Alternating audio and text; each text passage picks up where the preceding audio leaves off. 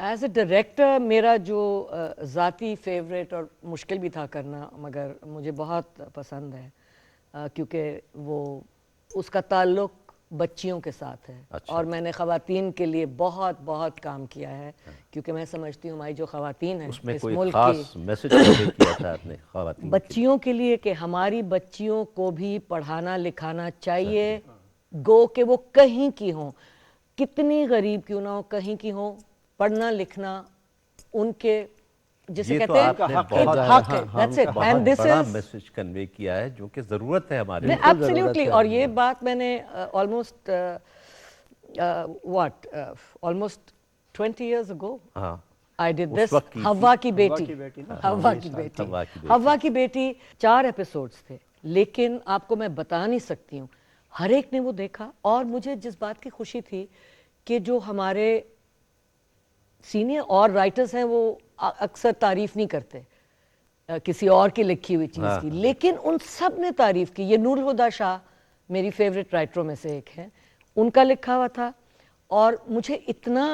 جسے کہتے ہیں مزہ آیا اور مجھے اتنا ایک جسے کہتے ہیں I felt so proud کہ میرا پورا سٹاف جو ہے جب وہ ریکارڈ کر رہا ہوتا ہے وہ چھپ چھپ کے ذرا آنکھیں ان کی نم ہو جاتی تھیں جو میں سمجھتی ہوں کتنی بڑی بات ہے کیونکہ ہم ساروں کی بچیاں ہیں بہنیں ہیں اس میں کام بڑا اچھا کیا تھا دونوں ندا نے اور آدرش نے دونوں نے بہت اچھا اب وہ بھی نیشنل سروس ہے مجھے کوئی مل نہیں رہا تھا کاسٹ کرنے کے لیے اکثر لوگ کہتے ہیں ہاں حسینہ معین کا سیریل ہے تو ہماری بچیاں آئیں کام کریں گی تو کوئی نہیں ملا تو میں نے اپنی بیٹی کو کاسٹ کر لیا ندا کو اور وہ بیچاری کہہ رہی تھی اماں مگر اس کے لیے میں سمجھتی ہوں ایک لرننگ ایکسپیرینس تھا بلکہ کئی لوگوں نے کہا سائرہ یہ آپ نے اپنی بیٹی کو کس طرح کے رول میں کاسٹ کر دیا ایسا گھنونا رول جہاں پہ اس کا باپ اپنی بیٹی کو کہتا ہے جاؤ کسی بوڑھے آدمی سے وہ کہتا ہے جاؤ تجھے بیٹے چاہیے تھے شادی کر لے تو I feel very proud and I'm very grateful کہ she did that and I'm very happy کہ لوگوں نے دیکھ کے پسند کیا اس کا جو میسج کہ پڑھنا اور لکھنا ضروری ہے ہم سب کا حق ہے بالکل چاہے آپ کہیں سے بھی اور بہت بڑا میسج آپ نے کنوے کیا ہے اور جو سانگ انہوں نے لکھوایا تھا مجھ سے اس کے لیے اس میں یہی میسج اور کیا اس کا بھی کوئی تھیم سانگ وغیرہ آپ ہی نے لکھا تھا یاد فاطمہ حسن اور میں نے دو نغمے لکھے جی اچھا کمال صاحب جب آپ آئے تو مطلب اس شاعری کی طرف اور رائٹنگ کی طرف جب آپ نے نغمے گیت یا ملی نغمے لکھے پاکستان ٹیلی ویژن کے لیے تو اس کون سا دور تھا وہ یہ ارلی 70s تو میں آپ سے یہ پوچھنا چاہ رہا تھا کہ جب آپ نے نغمے ٹیلی ویژن کے لیے لکھے ہر طرح کے آپ نے فلم کے لیے لکھنا کیوں نہیں پسند کیا یا لکھا نہیں ایک تو مجھ سے کہا نہیں گیا وہاں سے اچھا دوسری بات یہ کہ میں چونکہ سرکاری ملازمت میں تھا تو میرے لیے ممکن نہیں تھا کہ میں جا کے وہاں لاہور میں رہوں اور یہاں تو انڈسٹری تھی نہیں فلم کی ایسی شروع میں کچھ تھا سلسلہ پھر ختم ہو گیا تھا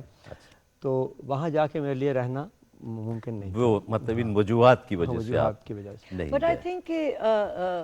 حسن صاحب نے آئی تھنک جو جسے میں کہتی ہوں جو میجر کام کیا ہے وہ میرے نزدیک 80s میں کیا ہے کیونکہ میں جب واپس یہاں کراچی آئی ہوں ان 85 تو میری ان سے ملاقات ہوئی اور ان سے پھر ظاہر ہے میں نے لکھوایا اور بھی یہ لکھ رہے تھے اور گانوں کے لیے بھی لوگوں کے لیے لکھ رہے تھے آئی تھنک آپ کا جو میں سمجھتی ہوں کہ جو ایک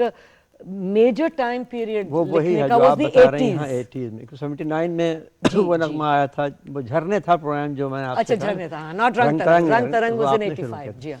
تو جھرنے میں لکھا تھا وہ تو وہ 80s ارلی 80s ہو گئے اس کے بعد سے پھر جی ہاں 85 سے پھر انہوں نے جو ہے آپ ویسے تو پڑھاتے بھی ہیں ماشاءاللہ اور شاعری کی طرف بھی آپ کا رجحان ہے تو آپ نے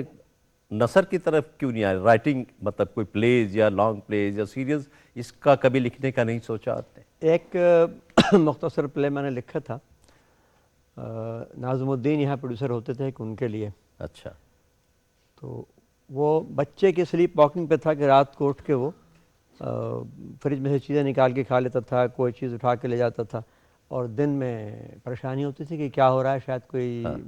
قاضی واجد اس میں تھے بہروز تھے تو موضوع سیریس تھا تو وہ پلے لکھا اس کے بعد پھر اتنا وقت میں دے نہیں پایا تو لیکن نغمے میں ذرا وقت بھی کم لگتا تھا میرا اکثر ہمیں دھنیں مل جاتی تھیں تیار کی ہوئی اچھا بعض لوگ کہتے ہیں دھن میں لفظ بھرنا جو ہے یہ کوئی آرٹسٹک کام تو نہیں ہے، کریٹیوٹی اس میں نہیں ہوتی. میں نے کہا نہیں بھائی ایسا مسئلہ نہیں ہے. شروع میں سلسلہ یہی تھا کہ مصرع طرح دے کے اساتذہ لکھواتے تھے شاگردوں سے. اچھا. اب ہم نے یہ سمجھ لیا کہ ہمیں جو یہ میٹر دے رہے ہیں موسیقار دھن بنا کے وہ ہمیں مصرع طرح دے رہے ہیں، ہمیں اس میں لفظ لکھنے ہیں اور بامانی لفظ لکھنے. یہ سارا میری کتاب پہ لکھا بھی ہے کہ یہ لفظ صرف بھرے نہیں گئے، یہ اس میں شاعری بھی موجود ہے، اس میں کوئی نہ کوئی میسیج بھی موجود ہے. اور لفظ ایسے ہیں کہ جو بذات خود نرم ہیں، خوبصورت ہیں. تو یہ کوشش ہم نے کی. تو ان کے ہی پروگرام کا نغمہ کوئی خوشبو جیسی بات کرو بڑا پاپولر ہوا، اس پہ پی ٹی وی ایوارڈ بھی ملا مجھے. کوئی بات کرو،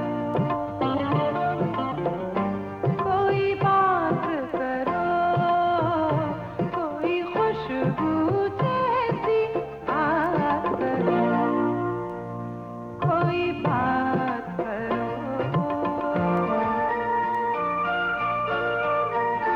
بارش نے دریچے پہ آ کے دستک دی ہے، ہر سو بھیگے پیڑوں کی خوشبو پھیلی ہے. کوئی بات کرو، کوئی بات کرو، کوئی خوشبو جیسی بات کرو، کوئی بات کرو. ہے سونا بن کے پھیلی دھوپ نظاروں پر، ہے سونا بن کے پھیلی دھوپ نظاروں پر. وہ چاندی جیسی برف جمی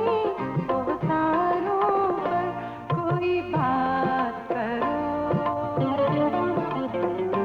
کوئی بات کرو، کوئی خوشبو جیسی بات کرو.